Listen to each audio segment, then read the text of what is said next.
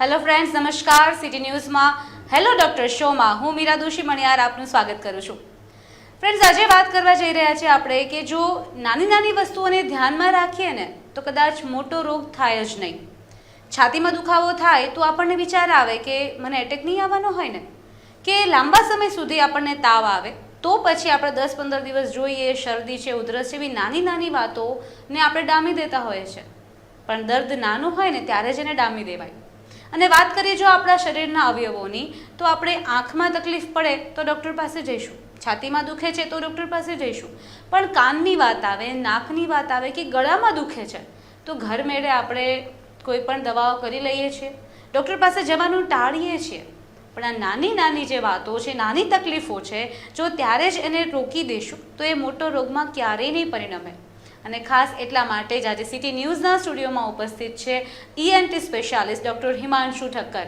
એમની પાસેથી આપણે જાણીએ કે કાન, નાક અને ગળામાં થતી નાની તકલીફો જે દેખાય છે નાની, એકચ્યુઅલમાં એ નાની હોતી નથી, તો એ બધી તકલીફોને કઈ રીતે દૂર કરી શકાય અને સામાન્યમાં સામાન્ય જો રોગ થાય છે તો એમાંથી કઈ રીતે નિવારણ મેળવી શકાય. મળીએ doctor Himanshu Thakkar, ENT specialist. Sir, સૌથી પહેલાં તો સિટી ન્યૂઝના સ્ટુડિયોમાં આપનું ખૂબ ખૂબ સ્વાગત છે. Thank you. અને જો શરૂઆત કરીએ આપણે તો સૌથી પહેલાં હું એ પ્રશ્ન પૂછીશ કે કાનની જે રોગ છે, કાનની જે રચના છે અને કાનના જે રોગ થાય છે એ વિશે અમને માહિતી આપો.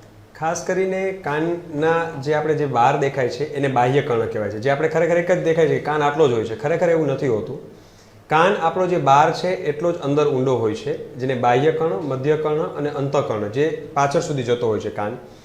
હવે કાનની રચના બેઝિકલી કુદરત એવી બનાવી છે કે કાણાની અંદરથી આપણને અવાજ જાય, એ કાનની કેનાલમાંથી અવાજ પસાર થાય, પડદા સાથે એ અવાજ અથડાય, પડદાની પાછળ રહેલી 3 હાડકીઓ હોય એ હલે અને હાડકીઓ મારફતે એક નસ મારફતે બ્રેઇનમાં સિગ્નલ પહોંચે મગજમાં કે અવાજ આવ્યો. આ એક નેચરલ પ્રોસેસ છે સાંભળવાની. આ આખી પ્રોસેસમાં કોઈ પણ જગ્યાએ અડચણરૂપ થાય ત્યારે એ બહેરાશનું મૂળ શરૂ થાય. બેઝિક કાનની રચના આ રીતે હોય છે. ઓકે સર, બહુ એમ કહી શકાય કે આમ ઘણીવાર હાસ્યાસ્પદ લાગે એવો પણ આ પ્રશ્ન છે, પણ બેઝિક મને એવું લાગે છે કે આ બહુ જ મહત્વનો, અને જેટલા પણ વ્યુઅર્સ જોઈ રહ્યા છે ત્યારે સિટી ન્યૂઝના માધ્યમથી હેલો ડૉક્ટર શો, તો એ લોકોને આ વાત જાણવી ખૂબ જરૂરી છે. મને એવું પર્સનલી લાગે છે કે કાન જે છે એ કઈ રીતે સાફ કરવા જોઈએ, કેટલા સમયે સાફ કરવા જોઈએ અને શેનાથી એ ક્લિનિંગ થવું જોઈએ. કારણ કે બહુ બધા લોકોને આપણે જોયા છે પેલી જે દિવાસળી છે એ વાપરતા હોય છે, કીઝથી ઉપયોગ કરતા હોય છે, માથામાં નાખવાની જે લેડીઝ પિન ભરાવે છે એનાથી સાફ કરતા હોય છે, અને ગમે તે સમયે ગમે ત્યારે. તો એ મેઇન શું છે અને કઈ રીતે સાફ કરવા જોઈએ, કેટલા સમય અને શેનાથી એનું ક્લિનિંગ થવું જોઈએ એ વિશે જણાવો. બહુ જ અગત્યનો સવાલ છે, કારણ કે કાનની સફાઈ આપણે ઘણીવાર એવું સાંભળતા હશું કે લોકો કાન ધોવે છે, પાણી નાખે છે, ઘણીવાર હાઇડ્રોજન પેરોક્સાઇડના ટીપા નાખે છે, ઘણીવાર ગૌમૂત્ર નાખે છે, ઘણીવાર કોઈ પણ જાતનું ફીણવાળું પ્રવાહી નાખે છે. કાન કુદરતે એટલો સુવાળો બનાવ્યો છે કે એ ડાયરેક્ટ મગજ સાથે અંદર કનેક્શનમાં હોય છે. આવું કોઈ પણ વસ્તુ નાખવાથી કાનને ઇનડાયરેક્ટલી ડેમેજ થતી જ હોય છે. આઈડિયલી કાનની સફાઈ દર 6 મહિને કાનના ડૉક્ટર પાસે જ કરાવવી જોઈએ, જે વેસ્ટર્ન કન્ટ્રીઝમાં ફોલો થાય છે. બીજું કે સેલ્ફ ક્લિનિંગ, જેમ આપણે કહ્યું સાચી રીતે કે જે હાથમાં આવે, પિન છે, ચાવી છે, દિવાસળી છે, કોઈ પણ જાતનું એવું કોઈ ધાતુનું પદાર્થ છે કે જેનાથી આપણે કાન ખોતરીએ છીએ, એ છે એકદમ સામાન્ય વસ્તુ. પણ જો એ કાટવાળું હોય તો એમાંથી ઓટોજેનિક ટિટેનસ એટલે કાન મારફતે થતું ધનુર પણ થઈ શકે અને એ જીવલેણ પણ નીવડી શકે. એ સાવ સામાન્ય બાબત છે કે ચાવી આપણે ખોતરીએ છીએ કે પિન, પણ જો એ કાટવાળી વસ્તુ હોય અને કાનમાં વાગી જાય તો એનાથી આ શક્યતાઓ પણ રહે. બીજું કે કાનનો પડદો અંદર હોય છે, ડિસ્ટન્સ જે સાફ કરતા એને ન ખ્યાલ હોય કે ડિસ્ટન્સ કેટલું હોય છે, એટલે રૂની સળીથી કે પિનથી કે સાફ કરતા હોય અંદર સુધી થોડા વયા જાય તો એ કાનના પડદાને પણ નુકસાન કરે છે. કાનના પડદામાં ક્યારેક કાણા પણ પડી શકે છે અને એનાથી કાનની અંદર અંદરના ભાગમાં ડેમેજ પણ થઈ શકે છે. એટલે સેલ્ફ ક્લિનિંગ શુડ બી અવોઇડેડ, એ ન કરવું જોઈએ. આઈડિયલી જો કાનમાં દુખાવો હોય કે કાનની અંદર પાણી ગયું હોય કે ફંગસ થયું હોય તો કન્સર્ન ENT સ્પેશિયાલિસ્ટ પાસે જઈ એને તમે એક વેક્યુમ સક્શનથી એને સાફ કરવામાં આવે, જે જરા પણ ડેમેજ ન થાય અને સેફ રહે. એટલે આઈડિયલી કાનમાં જો મેલ હોય તો એને ટીપા નાખી થોડો પલાળવા દેવામાં આવે, પછી એને સક્શનથી સાફ કરી દેવામાં આવે, જેથી કાનની અંદર ડેમેજ પણ ન થાય અને પ્રોપર ક્લિનિંગ પણ થાય. એટલે આઈડિયલી જેમ આપણે કહ્યું બહુ જ અગત્યનો સવાલ છે કે દર 6 મહિને ક્લિનિંગ કરવું જોઈએ, સેલ્ફ ક્લિનિંગ નહીં. ઘણી વખત આપણે એવું પણ જોઈએ છીએ કે રસ્તામાં બેઠા હોય એની પાસે પણ કાનની પેલી પ્રોબથી કે સળિયાથી આપણે કાન સાફ કરાવવા બેસી જઈએ. અત્યંત જોખમી હોય છે કારણ કે સાધનો ઓટોક્લેવ ના હોય, એકબીજામાં યુઝ થતા હોય, એ પણ નુકસાન કરે છે. તો સર જે બર્ડ્સ યુઝ કરે છે ત્યારે જનરલી લોકો બર્ડ્સી કરતા હોય છે અને એવું નાનપણથી એવું જોવામાં આવે છે કે નાહી લીધા પછી તમે જ્યારે શાવર લઈ લો છો એટલે તમારા કાનમાં પાણી ગયું જ હશે તો મમ્મી કે પપ્પા દ્વારા એ કરાવવામાં આવે છે. તો એ ક્લીન કર્યા નાહ્યા પછી જે બર્ડ્સી યુઝ કરવું છે અને રેગ્યુલર રોજ ક્લીન થતું હોય છે તો શું એ યોગ્ય છે કે નહીં? બાળકોમાં ખાસ કરીને અમે લોકો બર્ડની સલાહ નથી આપતા હોતા કારણ કે આપણે સાફ કરવા જઈએ અને સેજ અંદર જાય અથવા હલી જાય તો કાનના પડદા સુધી બર્ડ પહોંચી જાય અને એવા કિસ્સાઓ અમારી પાસે આવેલા પણ છે કે સાફ કરતી વખતે અંદર સીધું કાનમાં વાગી જાય અને પડદામાં પરફોરેશન થઈ જાય. મોટા વ્યક્તિઓ નાહીને સાફ કરી શકે ઉપરના ભાગથી આગળથી અથવા એ પોતાના સારા નીટ એન્ડ ક્લીન ટોવેલથી આગળથી કાન સાફ કરી શકે કારણ કે અંદર સુધી તો જઈ જ નથી શકતા આપણે. એટલે આઈડિયલી પાણી ખાસ કરીને કાનમાં ન જવું જોઈએ અને બાળકોમાં તો ખાસ બર્ડ ક્લિનિંગ આપણે ન કરવું જોઈએ. સર બહુ જ સામાન્ય જેને રોગ કહી શકાય એ છે કાનમાં રસી થવા. તો એ બહુ બધા લોકોને આપણે સાંભળીએ છીએ કે કાનમાં રસી થયા છે અને એના કારણે બહેરાશ આવી ગઈ છે. તો એ થવા પાછળનું કારણ શું છે? ખૂબ જ અગત્યનો સવાલ છે કે કાનમાં થતા રસી નાનપણથી ઘણીવાર આપણે જોતા હોય કે બોટલ ફીડિંગ બાળકો જે કરતા હોય તો એ બોટલ ફીડિંગ પણ એવી હાર્મફુલ વસ્તુ છે કે ડાયરેક્ટલી બાળકોમાં જે નાક અને કાનની વચ્ચે જોડતી ટ્યુબ હોય જે યુસ્ટેશન ટ્યુબ કહેવાય એ ટ્યુબની અંદરથી સ્ટ્રેટ હોય છે. તો બાળક જ્યારે સૂતા સૂતા દૂધ પીતું હોય અને બોટલ ફીડિંગ ત્યારે એ સીધે સીધું કાનમાં જવાની સંભાવના રહે અને નાનપણથી જ કાનના રોગો થવાની શક્યતા રહે જેને સિક્રેટરી ઓટાઇટિસ મીડિયા કહેવાય જેમાં કાનના પડદાની પાછળ પ્રવાહી ભરાય અને બાળકને સખત દુખાવો થાય અને આખી રાત બાળક રડે. બીજું કે ઘણીવાર ફંગસ વરસાદનું પાણી, કોઈ ખરાબ પાણી, કોઈ સ્વિમિંગ પુલનું પાણી ગયું હોય અને એ લાંબો સમય સુધી જો રહે તો એમાંથી ફંગસ થાય. ડાયાબિટીક પેશન્ટ્સમાં પણ ફંગસ કાનમાં ખૂબ કોમન જોવા મળે અને એના લીધે રસી થાય અને કાણું પડે કાનની અંદર અને એ કાણું રૂજ ન આવે લાંબો સમય તો એ બહેરાશ નોતરે. કાનનો જે પડદો છે એ પ્રોટેક્શન આપે છે બાહ્ય વાતાવરણથી, અવાજથી. તો એ પડદો જ ના હોય તો સીધે સીધો અવાજ કાનના અંદરના ભાગ સુધી જશે, એ પણ ઈજા કરશે અને બહેરાશ નોતરશે. લાંબા સમયે ઘણીવાર કાનના હાડકામાં સડો બેસી જાય તો દુર્ગંધ મારતું પ્રવાહી કાનમાંથી નીકળે, ઘણીવાર કાનમાંથી લોહી નીકળે અને વર્ષો સુધી લોકો સમસ્યાને અવગણતા હોય છે જે ખરેખર અવગણવી ન જોઈએ કારણ કે કાન અને મગજ એકદમ નજીક નજીક આવેલા અવયવો છે અને કાનનો સડો ઘણીવાર મગજ સુધી પણ પહોંચી શકે. એટલા માટે કાનના રસીને અવગણવા ન જોઈએ અને એની તાત્કાલિક સારવાર કરાવવી જોઈએ. અત્યારે સમય જે ફાસ્ટ રીતે ચાલી રહ્યો છે અને સમયની સાથે લોકોનો મોબાઈલનો ઉપયોગ પણ વધતો જાય છે. માત્ર એવું નથી કે ટાઈમપાસ પણ ઘણા બધા લોકો એવા છે કે માત્ર મોબાઈલ ઉપર જ એમનું કામ હોય છે, એવા પણ લોકો છે. તો શું એ મોબાઈલનો ઉપયોગ એમના કાન માટે કે ગળા માટે નુકસાનકારક છે અને કેટલા હદે અને શું એનાથી ગેરફાયદાઓ શરીર માટે કેટલા છે એ જણાવો અમને. મોબાઈલ આધુનિક જમાનાની એક સુંદર શોધ છે. મોબાઈલ વગર ચાલી નથી શકે એ વસ્તુ હકીકત છે. પરંતુ જેમ આપણે કહ્યું એ પ્રમાણે મોબાઈલનો એક મર્યાદિત ઉપયોગ કરીએ તો એ કાનને નુકસાન નથી કરતું.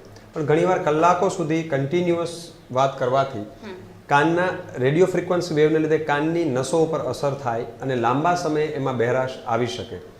બીજું સ્વભાવનું ચીડિયાપણું, કાનની આજુબાજુના ભાગમાં દુખાવો, કાન ગરમ થઈ જવો, આ બધું મોબાઈલના વધારે પડતા ઉપયોગથી થાય છે. મોબાઈલનો ઉપયોગ કરી શકાય. ઘણીવાર કોઈ વસ્તુ એવી હોય કે આપણે ડિરેક્ટલી વાત કરી શકતા હોય તો સ્પીકર ફોનનો ઉપયોગ તમે કરી શકો. જો લાંબો સમય વાત કરવાની થાય તો ઘણી વખત સમયાંતરે તમે કાનને આરામ આપો અને મોબાઈલને પણ આરામ આપો જેથી એક લોડ ન પડે કાન પર. એટલે કન્ટિન્યુઅસ મોબાઈલનો ઉપયોગ ટાળવો જોઈએ. એનાથી રેડિયો ફ્રીક્વન્સી વેવને લીધે કાનને જે તંતુઓ હોય છે એને નુકસાન થતું હોય છે. એટલે અર્લી એજ ડેફનેસ જે 60-65 વર્ષે જે બહેરાશ આવતી હતી એ અત્યારે આપણને 40-45 વર્ષની એજમાં જોવા મળે છે. આપણે સર ઘણીવાર લોકોને એવું બોલતા સાંભળ્યા છે કે કાનમાં તમરા બોલે છે. તો એક્ઝેક્ટલી એ કાનમાં તમરા બોલવા એ શું છે અને એનાથી શું થઈ શકે અને એનું નિવારણ કઈ રીતે થઈ શકે? કાનના તમરા અને ખાસ કરીને ચક્કર, ઘણીવાર ચક્કર આવતા હોય છે જેને વર્ટાઇગો કહેવાય છે. એટલે પેશન્ટને ઘણીવાર ખ્યાલ જ નથી હોતો કે ચક્કર આવે ત્યારે શું કરવું. ચક્કર ખરેખર કાનને લીધે 80-90% કિસ્સાઓમાં ઉદ્ભવતા હોય છે જેને વર્ટાઇગો કહેવાય છે. આપણો કાન આપણું બેલેન્સ જાળવી રાખવા માટે અગત્યની ભૂમિકા ભજવે છે. તમરા એ વસ્તુ ઉંમરને લીધે આવતી બહેરાશથી પણ બોલે છે અને અમુક કાનની બીમારીઓની એક અગમચેતી રૂપે સાઇનના જે અવાજ ઇરેગ્યુલર આવે, જેમ એમ કાનની અંદર એક જાતનું હમિંગ સાઉન્ડ બોલે, એને તમરા કહેવાય છે. કાનની નસની અંદર બહેરાશ આવવાથી તમરા બોલી શકે છે અને ખાસ કરીને ઘણી વખત લાઉડ મ્યુઝિક લાંબો સમય સુધી સાંભળવાથી નોઇઝ એક્સપોઝર ડેફનેસ અને ટિનાઇટસની સંભાવના વધી જાય છે. પ્રોફેશનલ ડીજેઝ, ફાયર ક્રેકર્સ, આ બધી જે ફટાકડાના અવાજ, બહુ મોટેથી ઢોલના અવાજ, continuous exposure more than 80, 90, 100 decibels for a long time, એ બહેરાશે નોતરી શકે છે કાનની, કારણ કે કાનના તંતુઓ એનાથી ડેમેજ થાય છે અને તમરા પણ બોલી શકે છે. એટલે બને ત્યાં સુધી વધારે પડતા અવાજ, લાઉડ મ્યુઝિક, ડીજે જે કાંઈ છે એ સોફ્ટ ટોનમાં, આપણા મોબાઈલમાં પણ એક વોર્નિંગ આવે છે જ્યારે આપણે વધારીએ ત્યારે કે ઇટ્સ ડેન્જરસ ટુ ઇયર, એટલે એને ફોલો કરવું જોઈએ અને અવાજ મેક્સિમમ અવોઇડન્સ જે લાઉડ મ્યુઝિકના ટાળવું જોઈએ. કાનની સમસ્યા જે છે એ કોઈ પણ ઉંમરે થઈ શકે, એમાં કોઈ ઉંમરનો બાદ નથી. ઘણીવાર આપણે જોઈએ છીએ કે તાજા જન્મેલા બાળકોને પણ કાનનો પ્રોબ્લેમ હોય છે. જેમ સમય વધતો જાય એમ એની સમસ્યામાં પણ વધારો થાય. તો એની પાછળના કારણો શું હોય? જનરલી મને ખ્યાલ નથી આમાં હેરિડિટી હોય કે ના હોય, અને હોય તો મતલબ કઈ રીતે એ લોકોને પ્રોબ્લેમ થતા હોય છે, નાના બાળકોને પણ? બહુ જ સારો સવાલ છે, કારણ કે નાના બાળકો જ્યારે માતાના ગર્ભની અંદર શિશુનું સ્ટ્રક્ચર બનતું હોય છે, કુદરત બનાવે છે, ત્યારે એના કાનની રચના પણ અંદર ફોર્મ થતી હોય અને કન્જિનાઇટલ ડેફનેસ જે જન્મજાત બહેરાશ કહેવાય છે, એ અમુક દવાઓ જો પ્રેગ્નન્ટ લેડી જ્યારે માતા ગર્ભાવસ્થા દરમિયાન અમુક દવાઓ લે, ક્વિનિન છે, મેલેરિયાની અમુક દવાઓ હોય, અમુક દવાઓ જેની વધારે સાઇડ ઇફેક્ટ્સ હોય છે, એ લેવાથી બાળકને બહેરાશ આવી શકે. ઘણી વખત બાળકના જન્મ પછી તાત્કાલિક એને જો પેટીમાં રાખવા પડે અથવા રડ્યું ન હોય બાળક, જે મગજમાં ઓક્સિજન ન મળ્યો હોય, પ્રીમેચ્યોર બાળક હોય જે મહિનાઓ પૂરા થાય એ પહેલાં જન્મી જતું હોય, આ બધા બાળકોની અંદર ક્યારેક કાનની ડેફનેસ જન્મજાત આવી શકે છે. એનું પણ અત્યારે આધુનિક સંશોધનો પ્રમાણે નિલાજ છે. અર્લી ડાયગ્નોસિસ, વહેલું નિદાન કરીએ તો કોક્લિયર ઇમ્પ્લાન્ટ નામની એક સર્જરી થાય છે.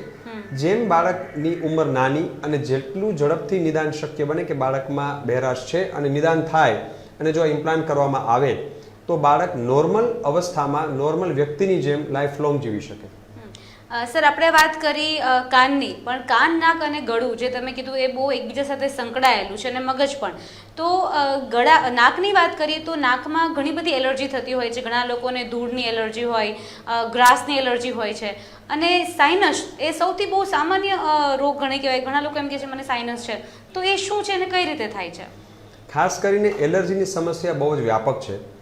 ધૂળ, પોલ્યુશન, રજોટ, જેમ આપણે કહ્યું એ પ્રમાણે ગ્રાસ, ઘણાને અગરબત્તીના ધુમાડાની, ઘણાને કોઈ પણ જાતનું ફ્યુમ્સ, પરફ્યુમ્સ, સવારે જ્યારે ઝાપટ ઝૂપટ કરતા હોય લેડીઝ, ક્યારેક કોઈને એમને સખત છીકો આવે એટલે એક સાથે 40-50 છીકો આવે અને આંખમાંથી પાણી આવવું, ખજવાળ આવવી. એલર્જીની સમસ્યા અને એનું નિદાન એ બહુ જ જરૂરી છે, કારણ કે એલર્જીને જો ટ્રીટ કરવામાં ન આવે તો એ ભવિષ્યમાં અસ્થમામાં પરિવર્તિત થઈ શકે, દમમાં. એટલે એલર્જીને સચોટ રીતે નિદાન કરી અને એને ટ્રીટમેન્ટ કરવી જોઈએ. એલર્જીનો ટેસ્ટ પણ થાય છે, જેની અંદર હાથની ઉપર જ ટેસ્ટ થાય અને અડધો કલાકમાં એનું રિઝલ્ટ આવી જાય અને તમને કયા પદાર્થની એલર્જી છે, ધૂળ, રજોટ, ખોરાક કે કોઈ એવી વસ્તુઓ, એ બધું એમાં ડાયગ્નોસિસ થઈ શકે, જેને સ્કિન પ્રિક ટેસ્ટ કહેવાય છે. એલર્જીનું નિદાન થયા પછી સૌથી પહેલી સારવાર અવોઇડન્સ છે, કે તમે એનાથી બને એટલું દૂર રહો. કોઈ વસ્તુ એવી છે કે તમે, ધારો કે ધૂળ છે તો તમે અવોઇડ કરી શકો, પણ કોઈ વસ્તુ એવી છે કે તમે અવોઇડ કરી શકતા નથી. તો આધુનિક સંશોધનો પ્રમાણે એની વેક્સિન પણ બને છે અને જે હવે ઇન્જેક્શનના રૂપમાં લેવી નથી પડતી. મોઢાની અંદર જીભની નીચે ટીપા મૂકીને પણ એ 2-2.5 વર્ષ સુધીનો કોર્સ હોય છે અને એમાં એલર્જીમાં 85% થી 90% સુધી રાહત થઈ જાય છે. એટલે એલર્જીનું નિદાન કરી અને આ એક સમસ્યા નિવારી શકાય.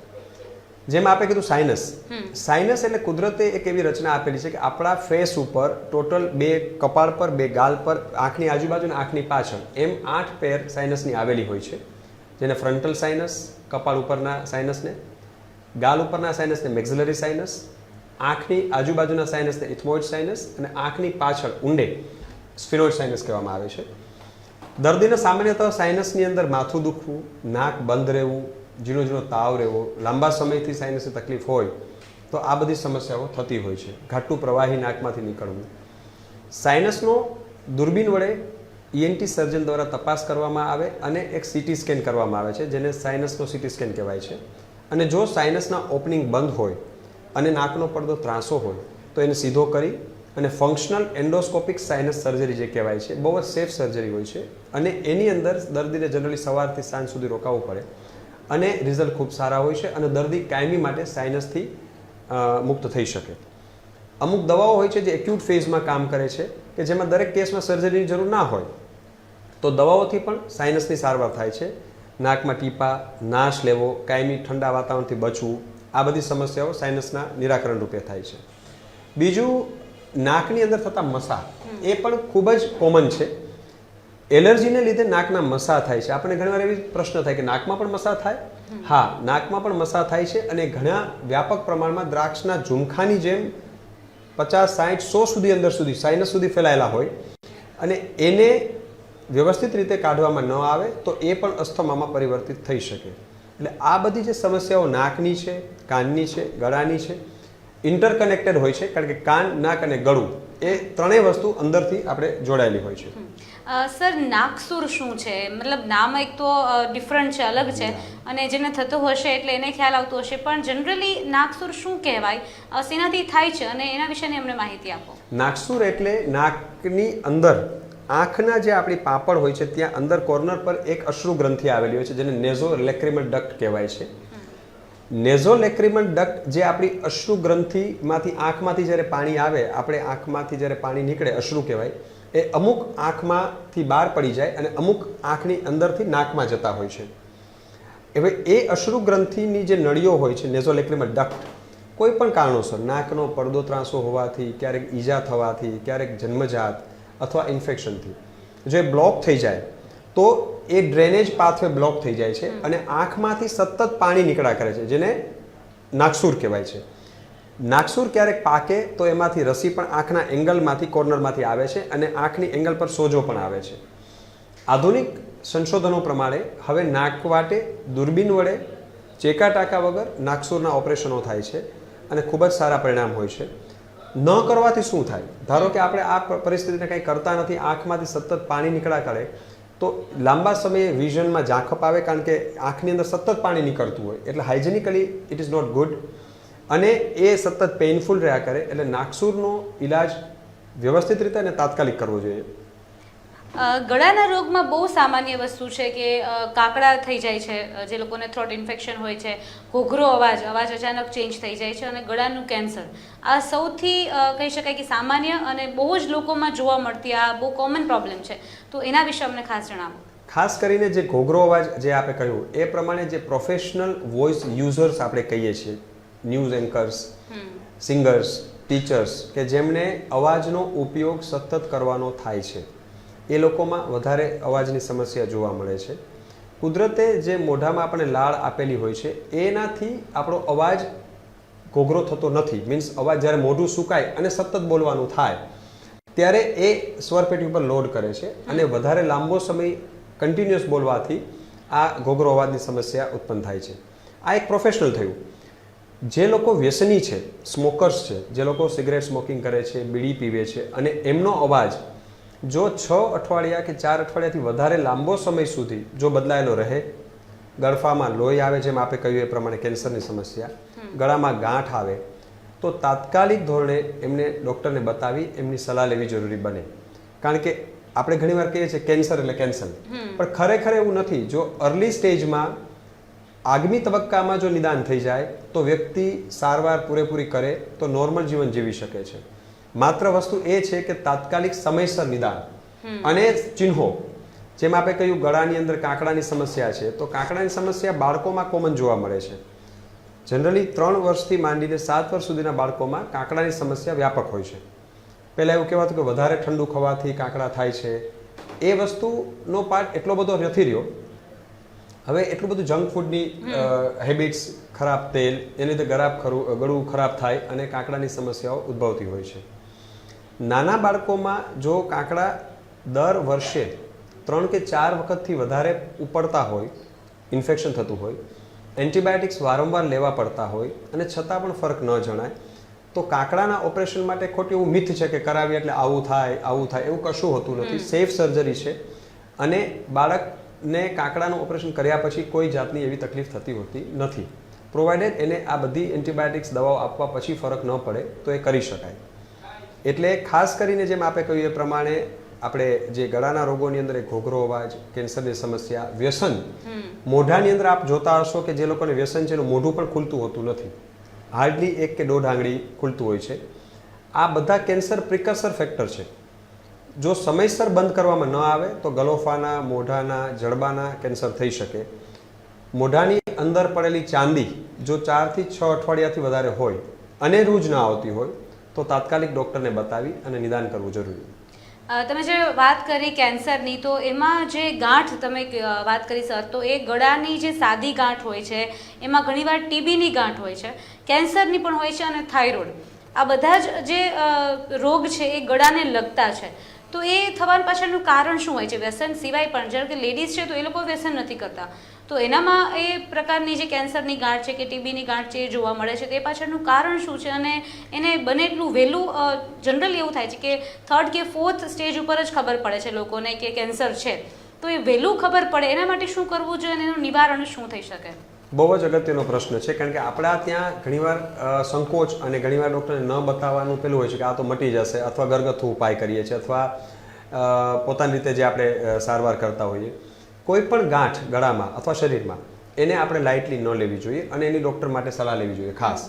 હવે ધારો કે આપ ગળાની વાત કરો છો તો એ પ્રમાણે થાઇરોઇડની ધારો કે ગળામાં ગાંઠ થઈ તો એનું નિદાન, અથવા બીજી કોઈ ગાંઠ છે, નાનકડી સોય વડે એ લોકો પેથોલોજીસ્ટ એમાંથી પાણી લે અને જેને FNAC કહેવાય, ફાઇન નીડલ એસ્પિરેશન સાયટોલોજી, એના મારફતે જાણી શકાય કે આ જીવાણુ સાદી ગાંઠના છે, ટીબીના છે, કેન્સરના છે, અને ઇમિડિયેટલી એ નક્કી કરી શકીએ વિધિન 3-4 hours કે આ વસ્તુ છે, અને નિદાન કરી તાત્કાલિક સારવાર કરવાથી દરેક વસ્તુનો ઉકેલ શક્ય બને. ધારો કે ટીબી છે તો એની 6-8 મહિનાનો કોર્સ હોવાથી કરી લે પૂરેપૂરો તો વ્યવસ્થિત રીતે ટીબી કાયમી માટે મટી શકે. ધારો કે થાઇરોઇડ છે તો ઘણીવાર થાઇરોઇડના હાઇપો અને હાઇપર 2 રીતના થાઇરોઇડ હોય છે, એની પણ દવાઓ કરી અને જરૂર પડે તો થાઇરોઇડની સમસ્યાનું ઓપરેશન કરીને નિરાકરણ થઈ શકે.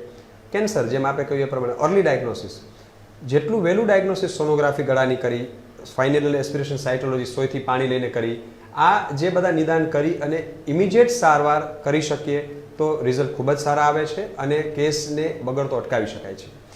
સર, તમે અત્યાર સુધીમાં બહુ બધા કેસ તમે સોલ્વ કર્યા હશે, ઘણી બધી સર્જરી કરી હશે, તો કોઈ એવી યાદગાર તમને રહી ગઈ હોય સર્જરી જે બહુ જ સ્પેશિયલ હોય? કારણ કે કાન, નાક, ગળાની વસ્તુ જે છે બહુ જ એકદમ કહેવાય કે ઝીણી વસ્તુ છે, નાની વસ્તુ છે, કે લોકો બહુ ધ્યાનમાં નથી લેતા, પણ જ્યારે એનો રોગ જ્યારે સામે આવે છે ત્યારે ખબર પડે છે કે એટલું મહત્વની વસ્તુ હોય છે.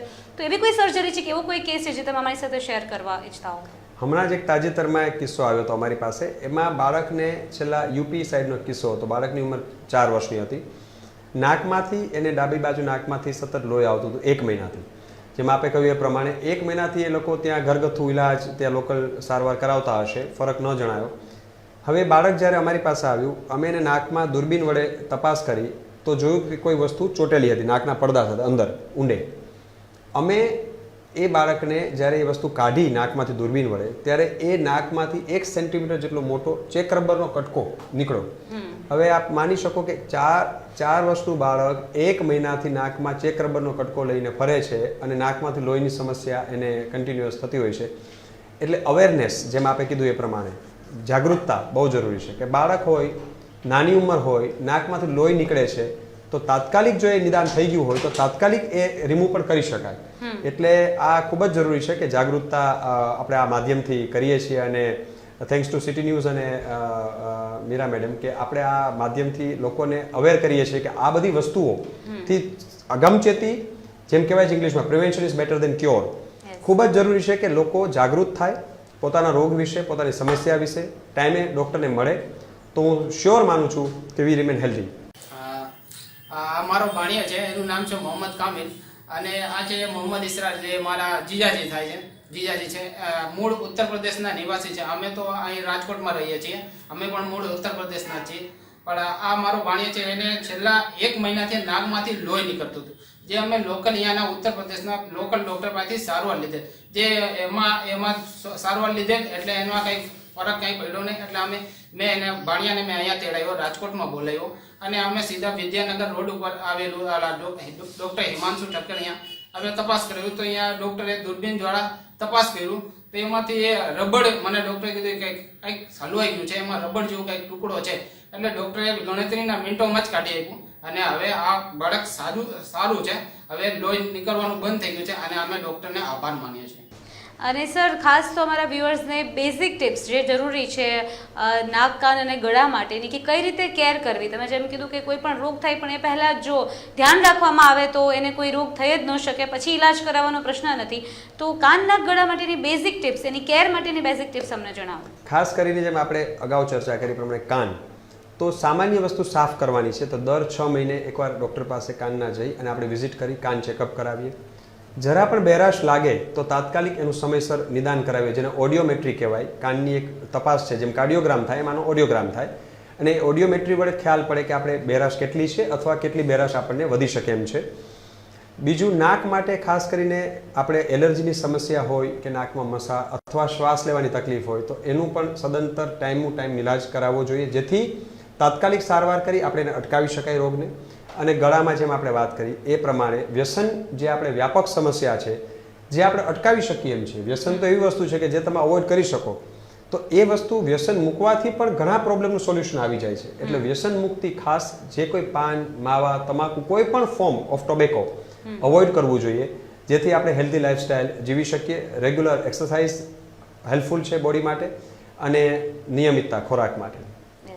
Thank you so much sir, તમે જે અમને માહિતી આપી છે કાનના ગળાની કે બહુ જ નાની વાતો છે જેને આપણે ધ્યાનમાં નથી લેતા પણ એ લેવી જ જોઈએ. ફરી એકવાર સિટી ન્યૂઝ આભાર માને છે ENT સ્પેશિયાલિસ્ટ ડૉક્ટર હિમાંશુ ઠક્કરનો.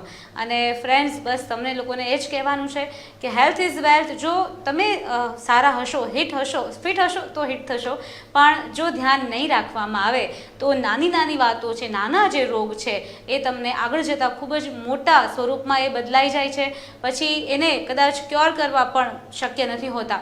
ફરી પાછા મળીશું તમારા પ્રશ્નોનું નિવારણ લેવા માટે. હેલો ડૉક્ટરમાં અત્યારે રજા આપશો. નમસ્કાર.